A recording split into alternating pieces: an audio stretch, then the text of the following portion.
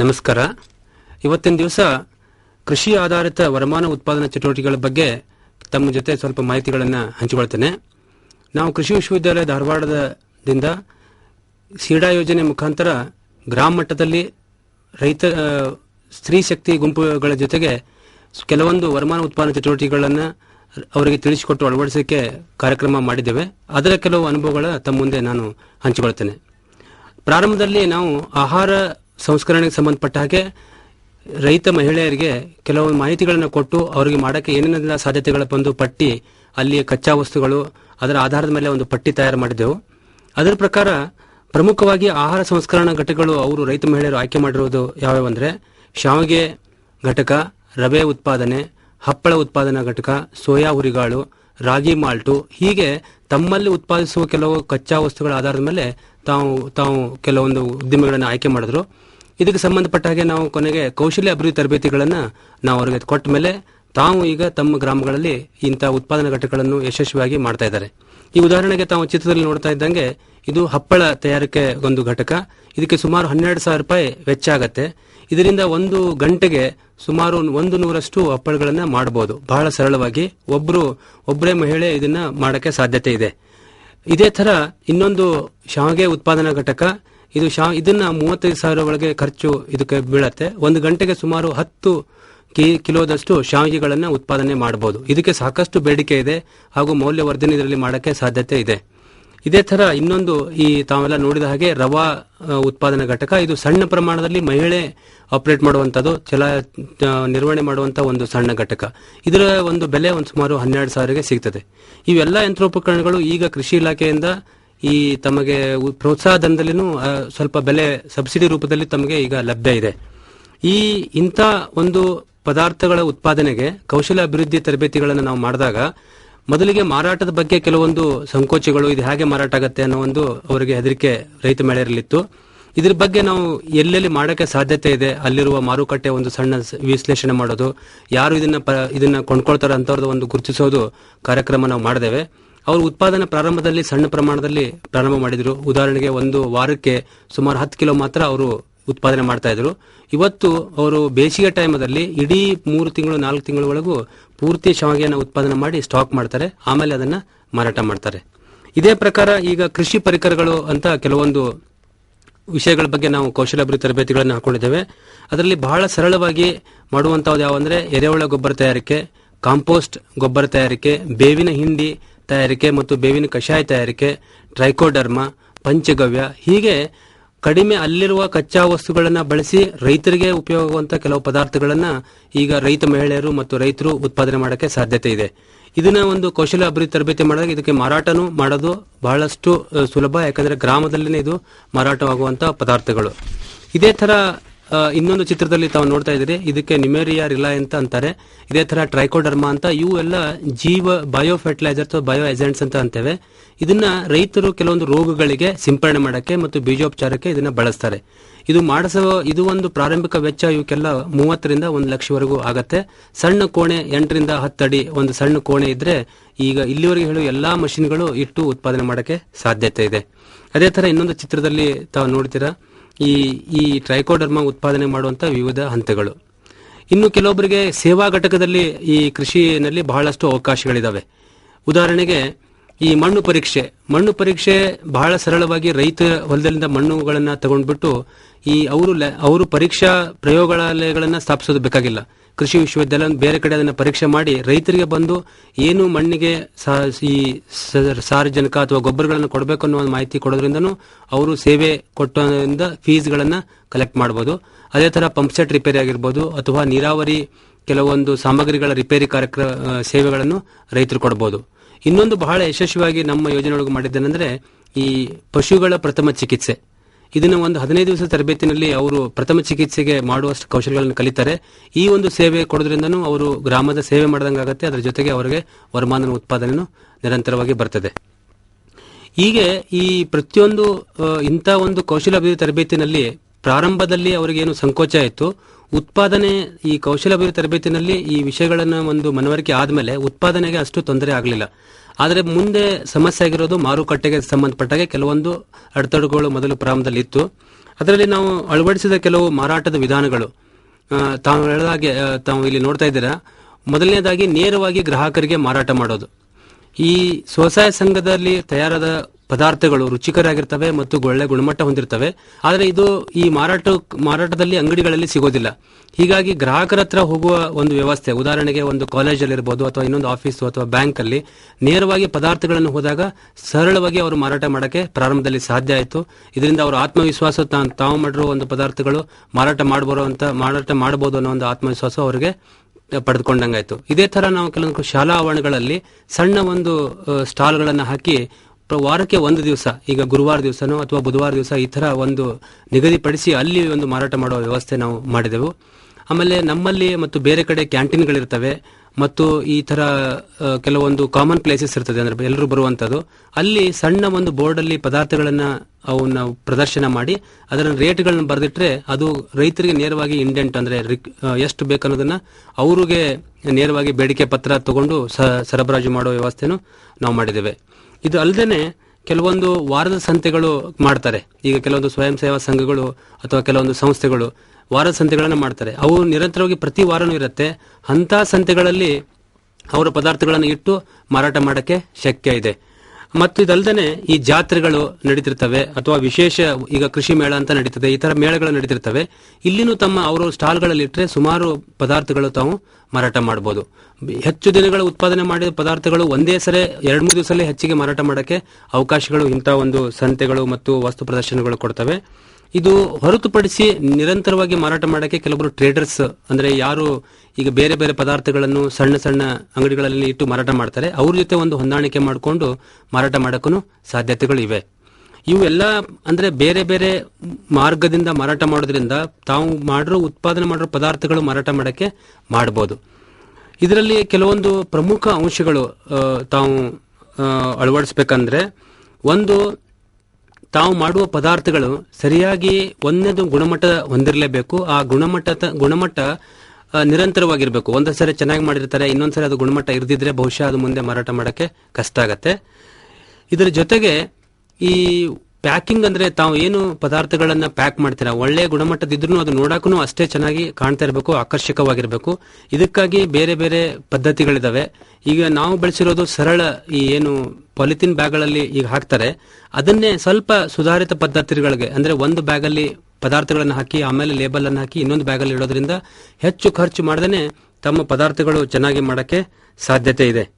ಇದು ಅಲ್ಲದೆ ಈ ಕೆಲವೊಮ್ಮೆ ತಮ್ಮದೇ ಆದ ಒಂದು ಹೆಸರುಗಳನ್ನ ಅವರ ಪದಾರ್ಥಗಳಿಗೆ ಕೊಡಬಹುದು.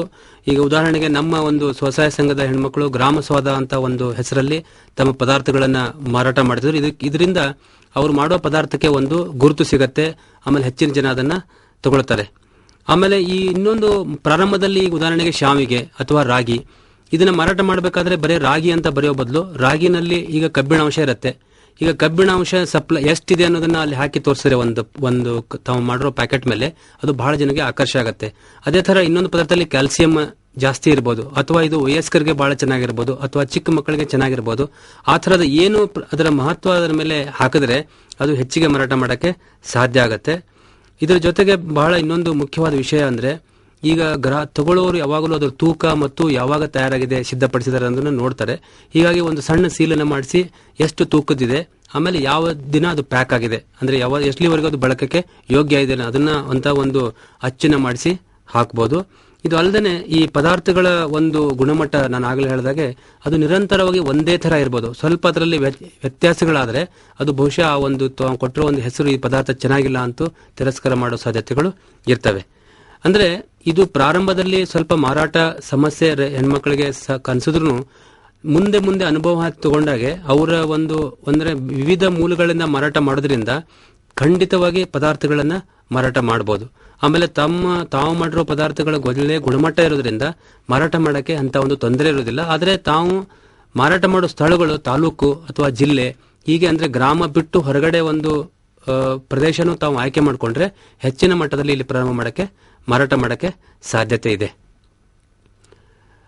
ಈಗ ನಾವು ಈ ಉತ್ಪಾದನೆ ಬಗ್ಗೆ ನಾನು ಆಗಲೇ ಹೇಳಿದಾಗೆ ಈಗ ಶಾವಿಗೆ ಉತ್ಪಾದನೆ ಅಥವಾ ಹಪ್ಪಳ ಉತ್ಪಾದನೆ ಅಥವಾ ಸೋಯಾ ಹುರಿಗಾಳಿನ ಉತ್ಪಾದನೆ ಮಾಡುವ ಒಂದು ಪದ್ಧತಿ ಅಥವಾ ಮಷಿನ್ಗಳ ಬಗ್ಗೆ ಸ್ವಲ್ಪ ತಿಳ್ಕೊಳ್ಳೋಣ. ಈಗ ತಾವು ಚಿತ್ರದಲ್ಲಿ ನೋಡ್ತಾ ಇದ್ದಾಗೆ ಈಗ ಸಿದ್ಧಪಡಿಸಿದ ವಿವಿಧ ಪದಾರ್ಥಗಳು, ನಾನು ಆಗಲೇ ಹೇಳಿದಾಗೆ ಪಾಪಡ್ ತಾವು ನೋಡ್ತಾ ಇದ್ದೀರಾ, ಆಮೇಲೆ ಶಾವಿಗೆ ಪ್ಯಾಕೆಟ್ ನೋಡ್ತಾ ಇದ್ದೀರಾ. ಇದರ ಜೊತೆಗೆ ತಾವು ಮುಖ್ಯ ಪದಾರ್ಥಗಳು ಒಂದಿರ್ತವೆ, ಇನ್ನೊಂದು ಸೈಡ್ ಆಗಿ ಕೆಲವೊಂದು ಸ್ನಾಕ್ಸ್ಗಳು, ಚಕ್ಲಿ ಮಾಡಬಹುದು ಅಥವಾ ಒಂದು ಒಳ್ಳೆ ತರದ ಲಡ್ಡು ಮಾಡಬಹುದು, ಇದನ್ನ ಸಹ ತಾವು ಮಾರಾಟ ಮಾಡಬಹುದು. ಈಗ ತಾವು ನೋಡ್ತಾ ಇದ್ದಾಗೆ ಶಾವಿಗೆಗೆ ಮುಖ್ಯವಾದ ಕಚ್ಚಾ ವಸ್ತು ರವೆಯನ್ನು ಬಳಸ್ತಾರೆ. ಆ ಚರುಟಿ ರವಾ ಅಂತ ಅದೇನು ಈಗ ಸುಮಾರು 20 ರೂಪಾಯಿಗೆ ಅದು ಕಿಲೋದಂಗೆ ಸಿಗುತ್ತದೆ. ಅದನ್ನ ಮೊದಲು ಸ್ವಲ್ಪ ನೀರು ಅದಕ್ಕೆ ಸಿಂಪರಣೆ ಮಾಡಿ ಅದನ್ನ ಒದ್ದೆ ಮಾಡ್ತಾರೆ, ಸ್ವಲ್ಪ ಹಸಿ ಮಾಡ್ತಾರೆ. ಅದಕ್ಕೊಂದು ಹಿಡಿತ ಇರುವವರೆಗೆ, ಅಂದ್ರೆ ಸಾವಕಾಶವಾಗಿ ಅದನ್ನ ಜೊತೆ ನೀರು ಅದ್ರ ಜೊತೆ ಸಿಂಪರಣೆ ಮಾಡುವ ಹಾಗೆ ಅದನ್ನ ನಾವು ಸಾವಕಾಶವಾಗಿ ಕೂಡಿಸ್ಕೋಬೇಕು. ಅದರಲ್ಲಿ ಸಣ್ಣ ಪುಟ್ಟ ಏನಾದರೂ ಹಳ್ಳುಗಳು ಅಥವಾ ಏನಾದರೂ ಕಪ್ಪು ಅಂತದೇನಾದ್ರೂ ಸೇರ್ಕೊಂಡಿದ್ರೆ ಅವನ್ನ ಆವಾಗನೇ ಹೊರಗಡೆ ತೆಗೆದಿಡಬೇಕು. ಈ ಚರುಟಿ ರವಾ ನೀವು 1 ಕಿಲೋ 2 ಕಿಲೋ ತಗೊಂಡಾಗ ನಿಮ್ಗೆ ಬಹುಶಃ 20 ರೂಪಾಯಿದಂಗೆ ಸಿಗತ್ತೆ. ಆದ್ರೆ ಒಂದು 50 ಕಿಲೋ ಬ್ಯಾಗ್ ಅಲ್ಲಿ ತಗೊಂಡ್ರೆ ಇದು 18 ರೂಪಾಯಿಗೆ ಸಿಗತ್ತೆ. ಅಂದ್ರೆ ನಿಮಗೆ ಎಷ್ಟು ಕಚ್ಚಾ ವಸ್ತು ಕಡಿಮೆ ಬೆಲೆಯಲ್ಲಿ ಸಿಗತ್ತೆ, ಲಾಭಾಂಶ ಹೆಚ್ಚಿಗೆ ಇರುತ್ತೆ. ಇದು ಗಮನದಲ್ಲಿಟ್ಕೋಬೇಕು. ಅಂದ್ರೆ ಕಚ್ಚಾ ವಸ್ತುಗಳನ್ನ ಹೆಚ್ಚಿನ ಪ್ರಮಾಣದಲ್ಲಿ ತಾವು ತಗೊಂಡ್ಬಿಟ್ಟು, ಹೀಗೆ ಸುಮಾರು ಇದಕ್ಕೆ 3 ಜನ ಹೆಣ್ಮಕ್ಳು ಬೇಕಾಗ್ತದೆ. ಒಬ್ರು ಇದನ್ನ ಈ ತರ ನೀರು ಹಾಕಿ ಸಿಂಪರಣೆ ಮಾಡಕ್ಕೆ, ಇನ್ನೊಬ್ರು ಅದನ್ನ ಒಯ್ದು ಮಷೀನ್ಗೆ ಹಾಕಕ್ಕೆ. ಇದು ಬಹಳ ಸರಳವಾದ ಒಂದು ಯಂತ್ರ ಇದೆ. ಇದರಲ್ಲಿ ಏನು ಫೈನಲ್ ಇದೆ, ಅವ್ರ ಹೆಣ್ಮಕ್ಳು ಈಗ ಬಿಡ್ತಾ ಇದ್ದಾರೆ. ಅಲ್ಲಿ ಬಿಡೋದು ಮಾತ್ರ ಇಲ್ಲಿ ಅವರು ಕೆಲಸ. ಅದು ಮಷೀನ್ ಅಲ್ಲಿ ಕೆಳಗಡೆ ಡೈ ಅಂತ ಇರ್ತದೆ, ಅದರಲ್ಲಿ ರಂಧ್ರಗಳಿರ್ತವೆ. ಬೇರೆ ಬೇರೆ ಸೈಜಿನ ಶಾವಿಗೆ ಮಾಡಕ್ಕೆ ಇಲ್ಲಿ ಸಾಧ್ಯತೆ ಇದೆ. ಈಗ 9 ನಂಬರ್ ಡೈ ಅವರು ಬಳಸ್ತಾ ಇದ್ದಾರೆ. ಅಂದ್ರೆ ಹೆಚ್ಚಿನ ರಂಧ್ರ ದೊಡ್ಡದಿದ್ರೆ ಅದು ದಪ್ಪಗೆ ಶಾವಿಗೆ ಬರ್ತದೆ. ನೀವು ಬೇರೆ ಬೇರೆ ಗ್ರಾಹಕರಿಗೆ ಬೇರೆ ಬೇರೆ ತರ ಲೈಕ್ ಮಾಡಬಹುದು. ಅವರ ತಕ್ಕಾಗೆ ನೀವು 2-3 ತರದ ಗ್ರೇಡ್ಗಳನ್ನ ಹಾಕೊಂಡು ಶಾವಿಗೆನ ಮಾಡಬಹುದು. ಈ ತರ ಯಂತ್ರಗಳಲ್ಲಿ ಹಾಕೋದ್ರಿಂದ ಸುಮಾರು 1 ಗಂಟೆಗೆ 10 ಕಿಲೋದಷ್ಟು ಶಾವಿಗೆ ಮಾಡಬಹುದು. ಈಗ ಅದು ಡೈಯಿಂದ ಹೊರಗಡೆ ಪ್ರೆಸ್ ಆಗಿ ಶಾವಿಗೆ ಬರುತ್ತೆ. ಅಲ್ಲೊಂದು ಫ್ಯಾನ್ ಇಟ್ಟಿರ್ತಾರೆ, ಅಂದ್ರೆ ಅದು ಒಂದಕ್ಕೊಂದು ಅಂಟ್ಕೋಬಾರ್ದಂತ. ಅದು ಬಂದಾಗ ಇನ್ನೊಬ್ರು ಇಡ್ಲಿ ಹೆಣ್ಮಕ್ಳು ಅದನ್ನ ತೆಗೆದು ಕಟ್ ಮಾಡಿ, ಅಂದ್ರೆ ಅದನ್ನ ಬೇರ್ಪಡಿಸಕ್ಕೆ ಇನ್ನೊಬ್ರು ಬೇಕು. ಅಂದ್ರೆ ಒಟ್ಟು ಇಲ್ಲಿ 3 ಜನ ಈ ತರ ಶಾವಿಗೆ ಉತ್ಪಾದನೆ ಮಾಡಕ್ಕೆ ಬೇಕಾಗುತ್ತದೆ. ಅದು ಕೆಳಗಡೆ ಬಂದಾಗ ಒಂದು ಲೆಂತ್ಗೆ, ಅಂದ್ರೆ 1.5 ಅಡಿ ಅದು ಬಂದಾಗ ಅದನ್ನ ಕತ್ತರಿಸಿಬಿಟ್ಟು ಒಂದು ಕತ್ತರಿಯಿಂದ ಅದನ್ನ ಅವರು ಬೇರ್ಪಡಿಸ್ತಾರೆ. ಅದು ಆಮೇಲೆ ಅದನ್ನ ಒಣಗಿಸಬೇಕಾಗತ್ತೆ. ಅದು ಚೆನ್ನಾಗಿ ಬಿಸಿಲಲ್ಲಿ ಇರೋ ಟೈಮಲ್ಲೇ ಈ ಶಾವಿಗೆ ಉತ್ಪಾದನೆ ಮಾಡೋದು ಸೂಕ್ತ. ಅದನ್ನ ಕಟ್ ಮಾಡಿ ಕೋಲ್ ಮೇಲೆ ಅದನ್ನ ಹಾಕಬೇಕು. ಸೊ ಹೀಗೆ ಸುಮಾರು ಬರೇ 2 ಗಂಟೆ ಮಾತ್ರ ತಾವು ಉತ್ಪಾದನೆ ಮಾಡಿದ್ರು ಒಂದು ದಿನಕ್ಕೆ 20 ಕಿಲೋದಷ್ಟು ಶಾವಿಗೆ ಮಾಡಬಹುದು. ಈಗ ಇದು ಬೇರ್ಪಡಿಸಿರೋ ಒಂದು ಶಾವಿಗೆ, ಇದನ್ನ ಅವರು ಸಾವಕಾಶವಾಗಿ ಕೋಲ್ ಮೇಲೆ ತೆಳ್ಳಗಾಗಿ ಹಾಕ್ತಾರೆ. ಅಂದ್ರೆ ಒಂದೇ ಒಂದು ಪದರು ಬರುವ ಹಾಗೆ ಹಾಕ್ತಾರೆ. ಇದ್ರ ಉದ್ದೇಶ ಇಷ್ಟೇನೆ, ಅದು ಚೆನ್ನಾಗಿ ಒಣಗತ್ತೆ. ಆಮೇಲೆ ಪ್ಯಾಕ್ ಮಾಡಬೇಕಾದ್ರೆ ನಿಮ್ಗೆ ಅಷ್ಟೇ ಸಪರೇಟ್ ಮಾಡಿ ಸಣ್ಣ ಸಣ್ಣ ಪ್ಯಾಕ್ಗಳನ್ನ ಮಾಡಬಹುದು. ಒಂದ್ರ ಮೇಲೆ ಒಂದು ಹಿಡ್ದೇನೆ ಒಂದೇ ಪದರಲ್ಲಿ ಅವರು ಅದನ್ನ ಹಾಕ್ತಾರೆ. ಇದು ಒಂದೇ ಸೈಜ್ ಅಲ್ಲಿ ಮುಂದೆ ಒಣಗದ ಮೇಲೆ ಸೆಪರೇಟ್ ಮಾಡಿಬಿಟ್ಟು ಸುಮಾರು ಒಂದು ದಿನಕ್ಕೆ 6 ಗಂಟೆ ಬಿಸಿಲು ಇದ್ರೆ ಇದು ಪೂರ್ತಿ ಚೆನ್ನಾಗಿ ಒಣಗತ್ತೆ. ಎಷ್ಟು ಒಣಗತ್ತೆ ಅಷ್ಟು ಅದಕ್ಕೆ ಶುಭ್ರತೆ ಬರುತ್ತೆ. ಎಷ್ಟು ಬಿಳಿ ಆಗತ್ತೆ, ಬಿಳಿ ಬಣ್ಣಕ್ಕಂದ್ರೆ ಶುಭ್ರತೆ ಇರುತ್ತೆ, ಅಷ್ಟು ಅದಕ್ಕೆ ಬೆಲೆ ಜಾಸ್ತಿ. ಸೊ ಅದು ಚೆನ್ನಾಗಿ ಒಣಗಿರ್ಬೇಕು. ಇದು ಒಣಗದ ಮೇಲೆ ಮುಂದೆ ಅದನ್ನ ತಾವು 1/4 kg ಪ್ಯಾಕು, 1 kg ಪ್ಯಾಕು, ಅರ್ಧ ಕಿಲೋ ಪ್ಯಾಕು ತಮಗೆ ಅನುಕೂಲ ಆಗಿದರೆ ಇದು ನಾನು ಆಗಲೇ ಹೇಳಿದ ಒಂದು ಪದ್ಧತಿಯ ಮೂಲಕ ಇದನ್ನ ಪ್ಯಾಕಿಂಗ್ ಮಾಡಬೇಕು. ಇದೇ ತರ ಇದನ್ನ ನಾನು ಆಗಲೇ ಹೇಳಿದಾಗೆ 1-2 ಗಂಟೆ ಮಾತ್ರ ಮಾಡಿದ್ರು ತಮಗೆ ಸುಮಾರು 5,000 6,000 ರೂಪಾಯಿ ಉತ್ಪಾದನೆ ಮಾಡಕ್ಕೆ ಸಾಧ್ಯತೆ ಇದೆ. ಈಗ ನಾನು ಆಗಲೇ ಹೇಳಿದಾಗೆ ಗ್ರಾಮ ಸ್ವಾದ ಅಂತ ಒಂದು ಹೆಸರು ಅವರು ಮಹಿಳೆಯರೇ ಒಂದು ನಿರ್ಧಾರ ಮಾಡಿರೋದು. ಇದು ಶಾವಿಗೆ ಆಗಿರ್ಬೋದು ಅಥವಾ ಇದು ಸೋಯಾ ಆಗಿರ್ಬೋದು ಅಥವಾ ಇನ್ನಿತರ ಪದಾರ್ಥ ಎಲ್ಲದಕ್ಕೂ ಗ್ರಾಮ ಸ್ವಾದ ಅಂತಾನೆ ಹೆಸರಿರುತ್ತೆ. ಆದ್ರೆ ಪದಾರ್ಥ ಅಲ್ಲಿರುವಂತಹ ಪೋಷಕಾಂಶಗಳ ವಿವರಣೆ ಆ ಒಂದು ಲೇಬಲ್ ಕೆಳಗಡೆ ಕೊಟ್ಟಿರ್ತಾರೆ. ಸೊ ಅಂದ್ರೆ ಈ ತರ ನೀವು ಗ್ರಾಮದಲ್ಲಿರುವಂತಹ 3-4 ಸಂಘಗಳು ಬೇರೆ ಬೇರೆ ಪದಾರ್ಥಗಳನ್ನ ಮಾಡ್ತಿದ್ರೆ ಒಂದನ್ನು ಹೆಸರಿಟ್ಬಿಟ್ಟು ಗುಣಮಟ್ಟ ಚೆನ್ನಾಗಿ ಕಾಪಾಡಕ್ಕೆ ಒಂದೇನಾದ್ರೂ ಕೆಲವೊಂದು ಅಂಶಗಳನ್ನು ತಾವು ಅಳವಡಿಸಿಕೊಂಡು ಈ ಒಂದು ಬ್ರ್ಯಾಂಡ್ ಅನ್ನ ಕ್ರಿಯೇಟ್ ಮಾಡಕ್ಕೆ ಸಾಧ್ಯತೆ ಇದೆ. ನಾನು ಆಗಲೇ ಹೇಳಿದಾಗ ಈಗ ಶಾವಿಗೆ ಉತ್ಪಾದನೆ ಮಾಡೋರು ಸುಮಾರು ಈಗ ಒಂದು ವರ್ಷಿಗೆ 40,000-50,000 ಸಾವಿರಷ್ಟು ವ್ಯಾಪಾರ ಮಾಡ್ತಾರೆ. ಇದರಲ್ಲಿ ಈಗ 1 ಕಿಲೋ ಶಾವಿಗೆ ಉತ್ಪಾದನೆ ಆಗಬೇಕಾದ್ರೆ ಸುಮಾರು 23-24 ರೂಪಾಯಿ ವೆಚ್ಚ ಬರುತ್ತೆ. ಇದು ಅಲ್ಲಿರುವಂತಹ ಮಾರುಕಟ್ಟೆ ಕಾಂಪಿಟೇಷನ್ ಮೇಲೆ ತಾವು ಬೆಲೆ ನಿರ್ಧಾರ ಮಾಡಬಹುದು. ಕೆಲವರು 30 ರೂಪಾಯಿ, 32 ರೂಪಾಯಿ, 35 ರೂಪಾಯಿವರೆಗೂ ನಿರ್ಧಾರ ಮಾಡ್ತಾರೆ. ಆಮೇಲೆ ತಾವು ಎಷ್ಟು ದೂರ ಹೋಗಿ ಮಾರಾಟ ಮಾಡ್ತೀರಾ ಅಷ್ಟು ಮಾರಾಟದ ವೆಚ್ಚ ಹೆಚ್ಚಾಗತ್ತೆ. ಆಗ ನಿಮ್ಮ ರೇಟುನು ತಾವು ಮಾರಾಟ ಮಾಡುವಂತ ರೇಟುನು ಸ್ವಲ್ಪ ಜಾಸ್ತಿ ಇರುತ್ತೆ. ಇದೇ ತರ ಈಗ ಹುರಿಗಾಳನ್ನ ತಾವು ಉತ್ಪಾದನೆ ಮಾಡಬೇಕಾದ್ರೆ ಸೋಯಾ ಹುರಿಗಾಳು, ಈಗ ಸೋಯಾ ಹುರಿಗಾಳು ಮತ್ತು ರಾಗಿ ಮಾಲ್ಟ್, ಈಗ ಇಲ್ಲಿ ಅವರು ರಾಗಿ ಮಾಲ್ಟ್ ಉತ್ಪಾದನೆ ಮಾಡುವ ಒಂದು ಪದ್ಧತಿ ತೋರಿಸ್ತಾ ಇದ್ದಾರೆ. ಈ ರಾಗಿ ಮಾಲ್ಟಲ್ಲಿ ಮುಖ್ಯವಾಗಿ 3 ಪದಾರ್ಥಗಳನ್ನು ಬಳಸ್ತಾರೆ. ಒಂದು ಪ್ರಮುಖವಾದ ಪದಾರ್ಥ ರಾಗಿ, ಆಮೇಲೆ ಇನ್ನೊಂದು ಮಿಲ್ಕ್ ಪೌಡರ್, ಆಮೇಲೆ ಕೆಲವೊಂದು ಈ ಮಟ್ಕಿ ಅಂತ ಏನು ಹೇಳ್ತೇವೆ ಅದರ ಒಂದು ಮೊಳಕೆ ಆಗಿರುವಂತವು ಅವು ಕೆಲವು ಬೀಜಗಳು. ಇದನ್ನ ಅದೇ ತರ ಮೊದಲು ನೆನೆ ಹಾಕಿಬಿಟ್ಟು ಅದನ್ನ ಮೊಳಕೆ ಬರುವವರೆಗೂ ಇಡ್ತಾರೆ. ಅಂದ್ರೆ ಸ್ವಲ್ಪ ಹಸಿ ಮಾಡಿ 1-2 ಗಂಟೆ ಅದನ್ನ ಒಂದು ಅರಿಬೆನಲ್ಲಿ ಕಟ್ಟಿ ಇಡ್ತಾರೆ. ಅದು ಮೊಳಕೆ ಬರುತ್ತೆ ಪೂರ್ತಿ. ಆ ಮೊಳಕೆ ಬಂದ ಮೇಲೆ ಅದನ್ನ ಸೆಪರೇಟ್ ಮಾಡಿ ಅದು ನೆರಳಲ್ಲಿ ಒಣಗಿಸಬೇಕು. ಒಣಗಿಸಿದ್ಮೇಲೆ ಅದನ್ನ ಮತ್ತೆ ಅದನ್ನ ಈಗ ಅವರು ನೀರಲ್ಲೆಲ್ಲ ಸೇರಿಸ್ತಾ ಇದ್ದಾರೆ. ಅದು ನೀರಲ್ಲಿ ಸೇರಿಸಿ 3 ಮೊಳಕೆ ಬರುವವರೆಗೂ ಒಂದು ಅರಿವಿನಲ್ಲಿ ಕಟ್ಟಿ ಇಡ್ತಾರೆ. ಈ ಕಟ್ಟಿ ಇಟ್ಟ ಮೇಲೆ ನಂತರ ಅದನ್ನ ಸ್ವಲ್ಪ ನೆರಳಲ್ಲಿ ಒಣಗಿಸ್ತಾರೆ. ಒಣಗಿಸಿದ ಮೇಲೆ ಅದನ್ನ ಈ ಏನು ಸಿಪ್ಪೆ ಮತ್ತ ಕಸ ಅಂತದೇನೋ ಇದ್ರೆ ಅದನ್ನೆಲ್ಲ ಮರ ಮೂಲಕನೋ ಅಥವಾ ಬೇರೆ ವಿಧಾನದಿಂದ ಅದನ್ನ ಬೇರ್ಪಡಿಸಿಬಿಟ್ಟು ನಂತರ ಅದನ್ನ ಈ ಪೌಡರ್ ಮಾಡಬೇಕು. ಪೌಡರ್ ಮಾಡಿ ಅದನ್ನ ಮಿಕ್ಸ್ ಮಾಡಿದಾಗ ಅದು ರಾಗಿ ಮಾಲ್ಟ್ ಆಗತ್ತೆ. ತಮಗೆಲ್ಲ ಗುರ್ತಾದಾಗೆ ರಾಗಿ ಮಾಲ್ಟ್ ಅನ್ನ ಈ ಹಾಲಲ್ಲಿ ಅಥವಾ ಬಿಸಿ ನೀರಲ್ಲಿ ನೇರವಾಗಿ ಅದನ್ನ ಹಾಕಿ ತಗೊಳ್ಳೋದ್ರಿಂದ ಇದು ಆರೋಗ್ಯಕರ ಪದಾರ್ಥ. ಮಕ್ಕಳಿಗಾಗಲಿ ವಯಸ್ಕರಿಗಾಗಲಿ ಒಂದು ಉತ್ತಮವಾದ ಪದಾರ್ಥ. ಇದು ಬಹಳ ಸರಳವಾಗಿ ಮಾರಾಟ ಮಾಡಬಹುದು. ಇದಕ್ಕೆ ಯಾವುದೇ ಯಂತ್ರಗಳು ಬೇಕಾಗಿಲ್ಲ. ಇನ್ನೊಂದು ಸೋಯಾ ಹುರಿಗಾಳು ಅಂತ ಮಾಡ್ತಾರೆ. ಇದು ಸೋಯಾಬೀನ್ ಅಂತ ತಾವೆಲ್ಲ ನೋಡಿದಿರಾ. ಸೋಯಾಬೀನ್ ತಯಾರು ಮಾಡುವಂತದ್ದು. ಇದರಲ್ಲಿ ಸೋಯಾಬೀನ್ ಅನ್ನ ಮೊದಲು ನೀರಲ್ಲಿ ಅದನ್ನ ನೆನೆ ಹಾಕಬೇಕು. ಸುಮಾರು 8 ಗಂಟೆ ಕಾಲ ನೀವು ತಣ್ಣೀರಲ್ಲಿ ಅದನ್ನ ನೆನೆ ಇಡಬೇಕು. ಮನೆಯಲ್ಲಿರುವಂತ ಪಾತ್ರೆನ ತಗೊಂಡ್ಬಿಟ್ಟು 8 ಗಂಟೆ ಯಾಕೆ ನೆನೆ ಇಡಬೇಕಂದ್ರೆ ಇದ್ರ ಮೇಲ್ಗಡೆ ಏನು ಪದರ ಇದೆ ಅದು ಅಷ್ಟು ಬೇಗ ಜೀರ್ಣ ಆಗೋದಿಲ್ಲ. ಹೀಗಾಗಿ ಅದನ್ನ ನಾವು ಸೆಪರೇಟ್ ಮಾಡಬೇಕಾಗತ್ತೆ. ಹೀಗಾಗಿ ನೆನೆ ಇಟ್ಟು ಒಂದು 8 ಗಂಟೆ ಆದ್ಮೇಲೆ ಅದನ್ನ ಹೊರಗಡೆ ತೆಗಿಬೇಕು. ಹೊರಗಡೆ ತೆಗೆದ್ಬಿಟ್ಟು ಅಲ್ಲಿ ಅದಕ್ಕೆ ಸಿಪ್ಪೆ ಏನಿರ್ತದೆ ಅದು ಅವಾಗ ಮೃದುವಾಗಿರ್ತದೆ. ಅದನ್ನ ಕೈಯಿಂದ ಉಜ್ಜೋದ್ರಿಂದ ನಿಮ್ಮ ಆ ಒಂದು ಸಿಪ್ಪೆ ಹೊರಗಡೆ ಬರುತ್ತೆ. ಒಳಗಡೆ ಮಾತ್ರ ಅದು ಮಾತ್ರ ನಾವು ಬಳಸ್ಕೊಳ್ಳೋದು. ಸೊ ಅಂತ ಒಂದು ಉಜ್ಜಿದ ಮೇಲೆ ಏನು ಸಿಪ್ಪೆ ಸೆಪರೇಟ್ ಆದ್ಮೇಲೆ ಅದನ್ನ ನೆರಳಲ್ಲಿ ಮತ್ತೆ ಒಣಗಿಸಬೇಕು. ನೆರಳೆ ಒಣಗಿಸಿದ ಮೇಲೆ ನಾವು ಅದನ್ನ ಹಾಗೆ ನೀವು ಶೇಂಗಾನ ಹುರಿದು ಒಂದು ರೋಸ್ಟಿಂಗ್ ಮಾಡ್ತೇವೆ ಅಥವಾ ಕಡಲೆ ಬೀಜ ಮಾಡ್ತೇವೆ. ಈ ಉಪ್ಪು ಖಾರ ಒಂದು ಟೇಸ್ಟಿಗೆ ಹಚ್ಬಿಟ್ಟು ಅದನ್ನ ರೋಸ್ಟ್ ಮಾಡಬೇಕು. ಈಗ ಅವರು ಅದನ್ನ ಬೇರ್ಪಡಿಸ್ತಾ ಇದ್ದಾರೆ.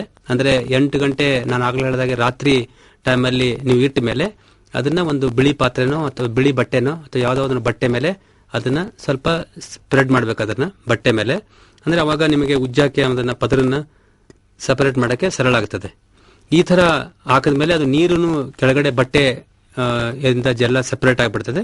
ಆಮೇಲೆ ನಾವು ಅದನ್ನ ಉಜ್ಜಿ ಸಪರೇಟ್ ಮಾಡಬೇಕು. ಈ ಸೋಯಾ ಹುರಿಗಳೆಲ್ಲ ಪ್ರಮುಖವಾದ 2 ಅಂಶಗಳಿದಾವೆ. ಒಂದು ಮಾಡಕ್ಕೆ ಬಹಳ ಸರಳ ಒಂದು ವಿಧಾನ. ಆಮೇಲೆ ಇದು ಬಹಳಷ್ಟು ಆರೋಗ್ಯಕರ. ಅಂದ್ರೆ ಪೌಷ್ಟಿಕಾಂಶ ಇದರಲ್ಲಿ ಹೆಚ್ಚಿಗೆ ಪ್ರೋಟೀನ್ ಅಂಶ ಇದರಲ್ಲಿದೆ.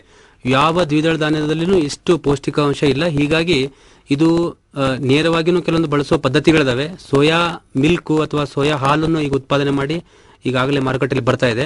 ಈ ಹುರಿಗಾಳನ್ನ ಶೇಂಗಾ ಅಥವಾ ಕಡಲೆ ಬೀಜ ತಿನ್ನುವ ಬದಲು ಇದನ್ನು ಕೊಡೋದ್ರಿಂದ ಆರೋಗ್ಯಕರ ಹಾಗೂ ರುಚಿಕರವಾಗಿರ್ತದೆ.